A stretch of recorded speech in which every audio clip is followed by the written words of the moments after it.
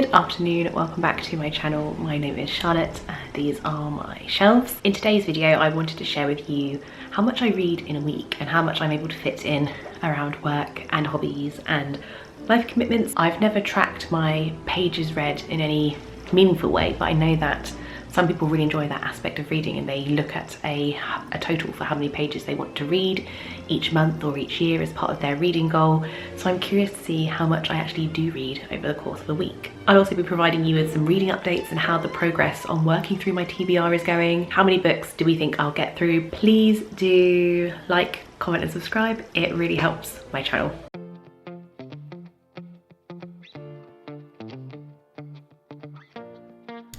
I'm currently trying to squeeze in reading any place I can, and I recently purchased a walking pad and I love it. And I've found that I can squeeze in a little bit of cardio at the end of a workout and get my reading in as well. So I've really been enjoying pairing whatever I'm reading with a little bit of cardio and just trying to fit in those extra pages as well as those extra steps. Sometimes when I'm on this, I can see the confusion on my puppy dog's face looking at me like, what is that? What is that noise? And I was tempted to try and train him to trot and walk on this, but because his fur is so long, we're a bit cautious about it getting caught or snagged on the actual machine itself. So we're trying to keep him away from it for now. I haven't been sleeping too well recently, and that's why I've got a coffee in the middle of the afternoon to help push me through that workout. I'm trying to be more mindful about reading before bed and just staying off my phone as much as I can in the evenings. I really need to work on better sleep habits, and replacing it with reading, or even just more reading than I would do normally, I think is going to be useful for me in the long run. Part of Bo's bedtime routine is normally a little biscuit or two, and we were out this evening, so he was very lucky to have a little piece of cheese, and you can see he bounced into bed when he saw what was on the menu.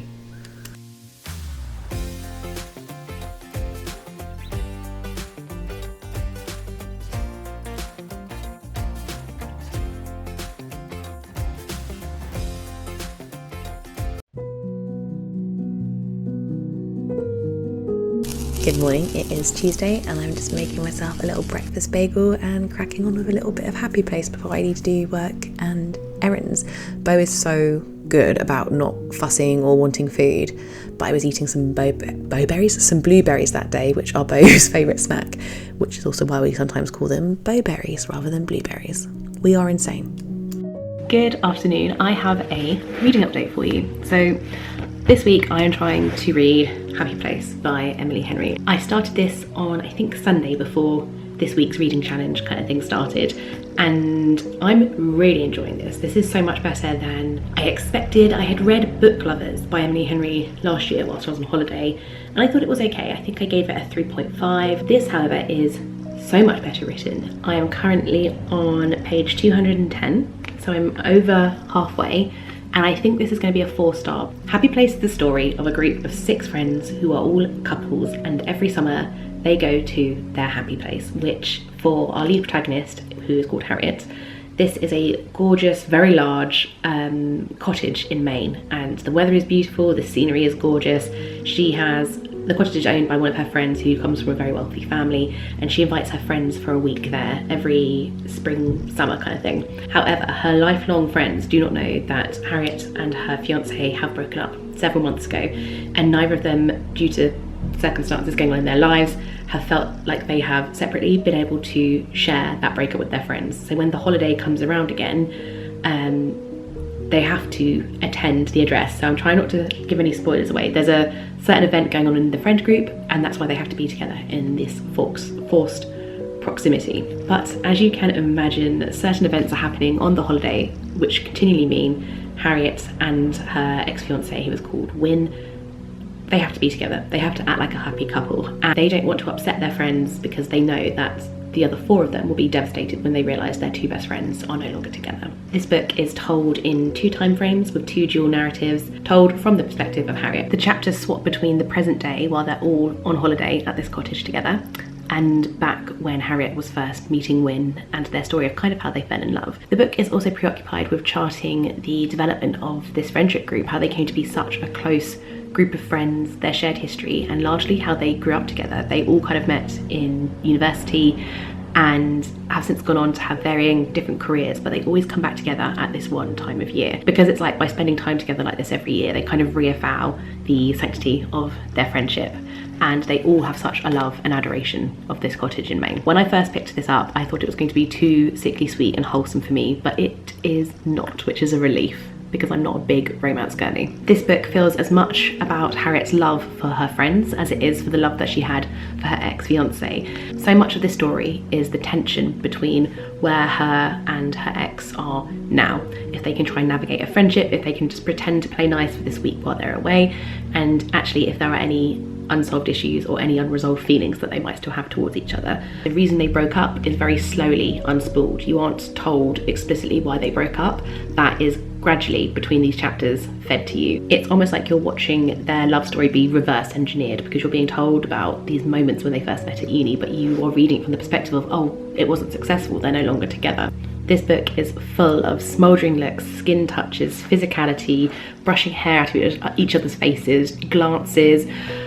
Hearts are beating, pulses are racing when they're in proximity to each other. They can see they still have a very physical effect on each other. This book has a really convincing way of winning you over to want them to be together and to also love their friends. They all have different, big, bold, larger than life personalities. That's a little caricaturish for me, but Harriet and Wyn are very easy to love in. This is my first time recording a reading vlog like this, and I was struggling to talk about the books in what I felt was an adequate amount of detail, because I just couldn't risk giving any spoilers, and I wonder if that's impacted this vlog a little bit. Let me know your thoughts, and if you felt like I gave enough of an explanation or overview, or if I was kind of sharing enough about what I was enjoying or not enjoying about the books, because I find that balance really hard to strike without coming across as really boring.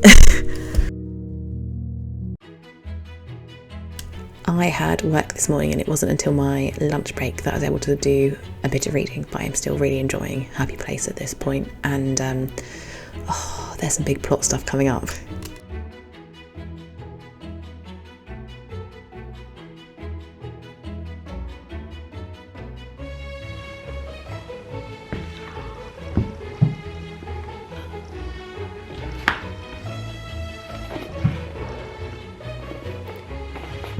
Page 289 in my copy. Oh my god. Good afternoon. It is Wednesday. I had to work today, and then after work I had to walk my dog, do some errands, the usual, and I have just been sat reading this.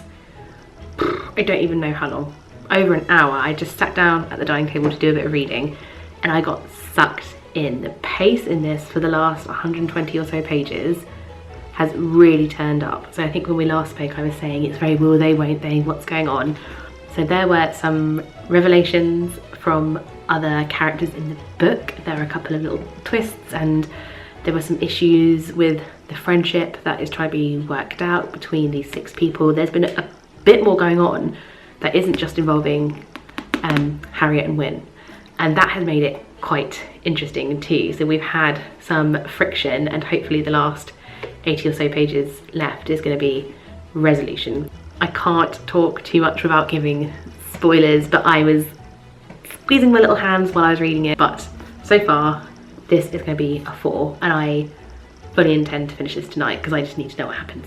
The setting is just so gorgeous. I've also always wanted to go to Maine. I don't know how accurate this is. I love Stephen King, and so many of his fantastic works are set in Maine, and I'd love to go to Bangor. And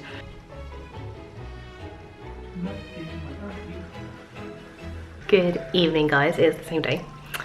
I am just about to have dinner, and we are having girl dinner. My other half is out for the night. We've got the house to ourselves, uninterrupted reading. I got myself a cute little mini pizza from M&S, mozzarella pesto, and a couple of chippies on the side. Carbolicious, not a veg in sight, and we are going to finish, I think there's 50-60 pages left of her book. I'm going to see if we can plan through that tonight.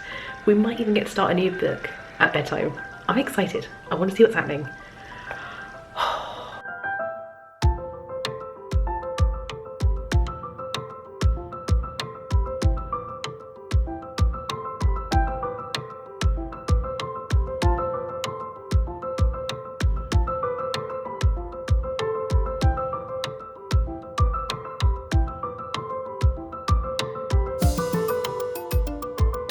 I'm on page 343. We have just had a big reveal. It's a big swerve for one of the characters who we think is one thing, and they realise something about themselves and their life. Sorry if that sounds really weird, I would try not to spoil this. I'm just not sure about this twist narratively.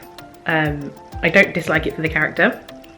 I'm not sure how I feel. I have finished Happy Place. I have mixed feelings about it. It curtailed quite nicely. It tied up a lot of loose ends, the friendships, the relationships. It kept you guessing until the last minute about how things between friendships and relationships were going to end up, and I kind of liked that because it meant there was this suspense to it. I didn't know if this was going to be a sugary sweet ending, if there was going to be something more gritty to it. I didn't know what to expect because this is such a different book to the other Emily Henry work that I had read. One of the things that I also didn't expect from this book is for it to discuss the themes of love lost in terms of grief. I found that really moving because some of the characters in this book have elderly parents, and it talks about what they were like when they were young and they first loved each other. But there was just a bit towards the end where they were talking about death and grief and love. Oh, it got me. It really got me. I was having a little sad cry.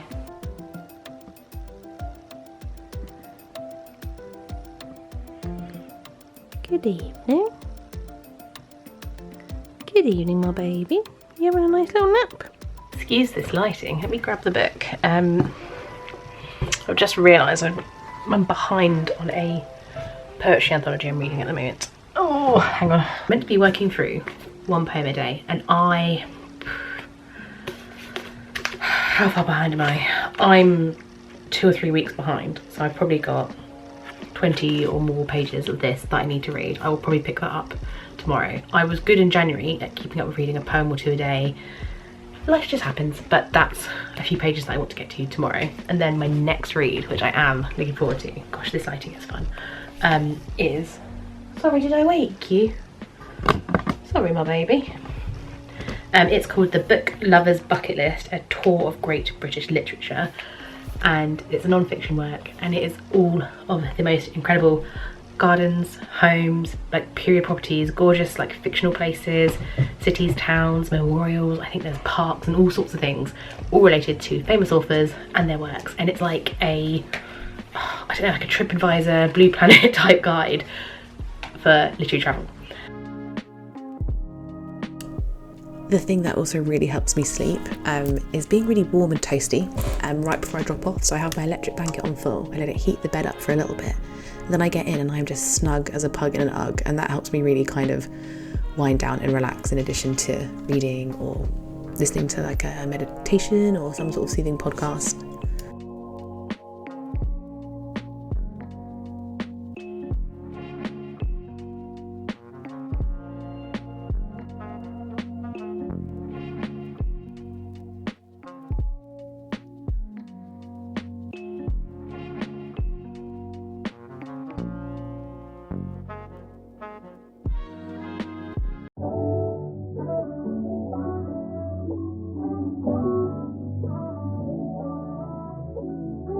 Good morning, I'm just making some breakfast. I really fancied a sausage bagel, so I'm just going to make a little sausage bagel and then some tea or maybe a coffee, and then we're going to get comfortable and do some reading, and then we have to crack on because today is a day off, but it's our editing day, so I don't know how much reading I'm going to get done today, but I want to chat to you about some books.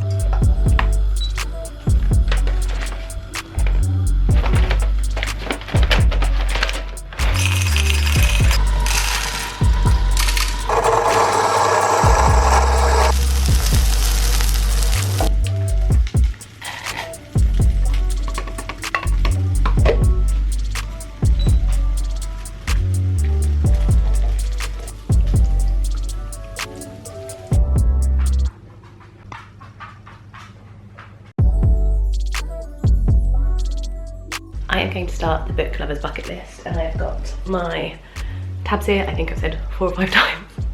I want to mark this up with some places to visit. This was published by the British Library, and it's a really nice kind of little hardback. This would be such a good gift for a book lover.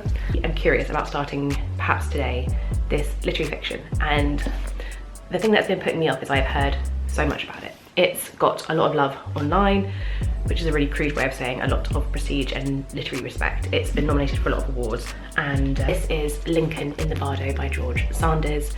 The word bardo, I believe, is a type of limbo, and bardo is this sort of temporal realm, I think, between the living and the dead.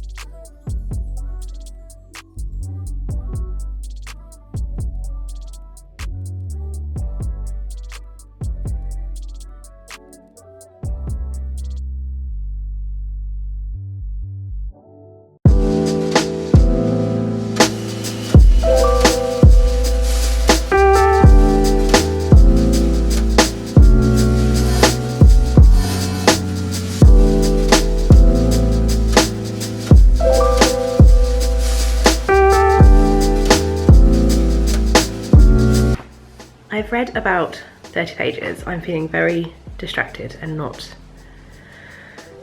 really in the mood for non-fiction, even though I've wanted to read this for a while. I was expecting it to be more like place, maybe a picture, maybe a website to visit, and then a little description of how it links to the author. But for example, like this bit is on, if you're a P.G. Wodehouse fan, like Jeeves and Wooster, that kind of thing, it gives you the details to kind of do a walking tour of Bertie's version of London, like where he theoretically lived and which streets you can walk down and different places where other characters in the stories would have been, and around particular streets and areas of London. So you could kind of walk this little route as such. That would have been the version of London that P.G. Wodehouse envisioned for Jeeves and Wooster. And I think that's really interesting as well, because it's not just landmarks and places like that.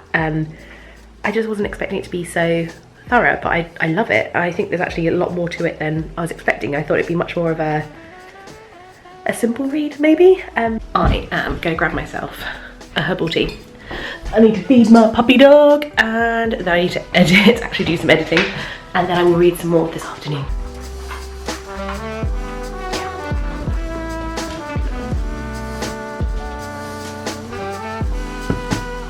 Let's change your water. Good boy.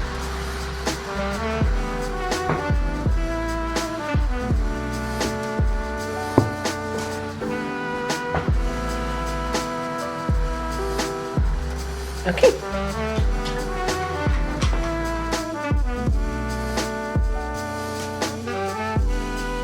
So I've read 30 or so pages just to update you where I am before I go do some work I need to crack on.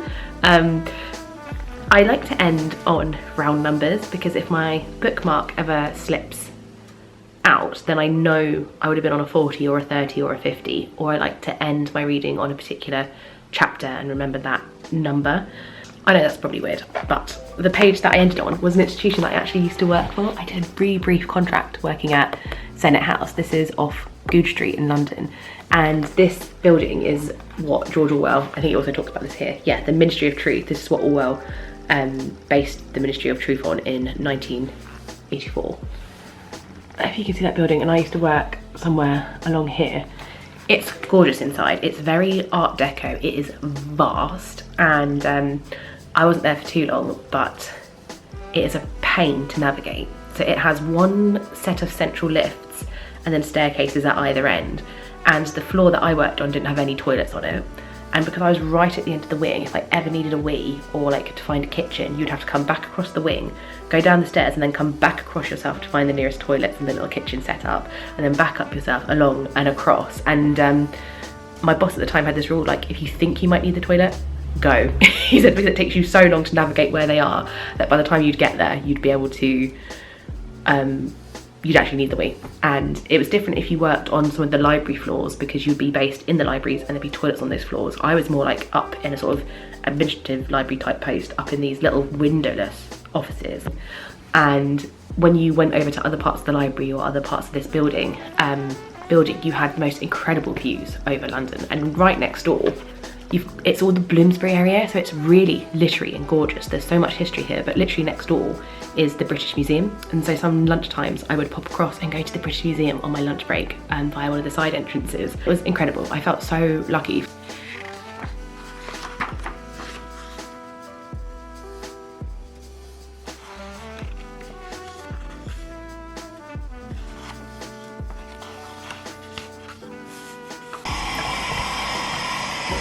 I've done a little bit of editing. I felt really frazzled and distracted today, which is a shame because it's my day off and I want to feel as productive as possible. But I'm going to go down to the shed to work out, and then if I feel like doing a little bit of cardio at the end, I'm going to read some more of the book lovers bucket list while I'm on my walking pad. So you might see me on it, you might just see me in bed a little bit later reading. And we're back on the walking pad looking a bit nuts, but getting our workout in. I don't want to film myself doing weights because that just looks obscene, but you can see the end of it when I'm trotting on this little thing, living my best life.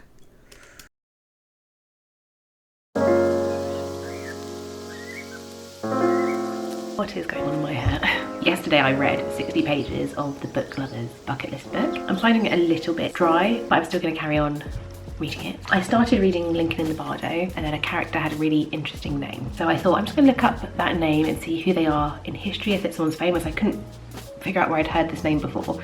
And as I was looking up a particular character, it wasn't a spoiler, but I could see certain aspects of the plot that were really triggering to me for where I am, like with my PTSD right now. I realised I can't continue reading this, which I'm kind of upset about. I feel really wobbly about it because there's just so much I can't read at the moment, but that's really disappointing and I wasn't expecting that.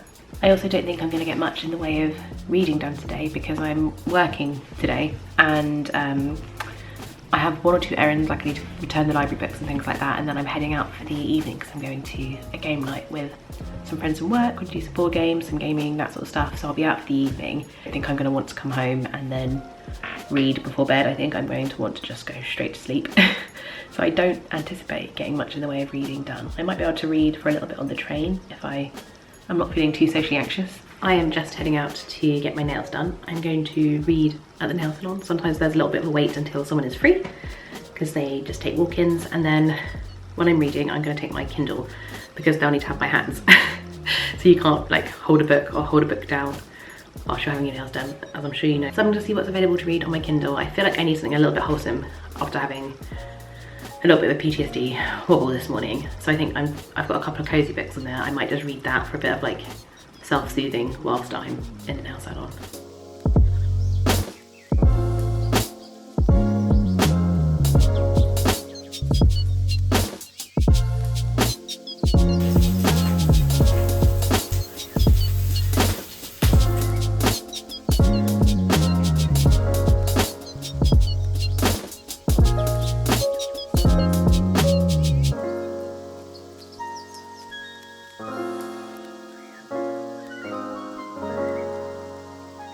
It is Sunday the 1st of March, so happy fresh new month, fresh beginning. If you're someone that loves spring and summer, I hope these next couple of months make you happy. I will be waiting for autumn and winter to roll back around, but we have a reading update. So my update is that I did no reading all of Saturday. It was basically just errands, sorting out the house, doing some food prep and all that kind of stuff before we were due to have some guests over. I'm still on the book lovers bucket list. I don't know where I updated you last on this. I'm going to read, I think, the last of this in bed. So I think I'm halfway? Yeah, I'm over halfway. So I've got about 80 pages of this left. I'm hoping at bedtime to finish it.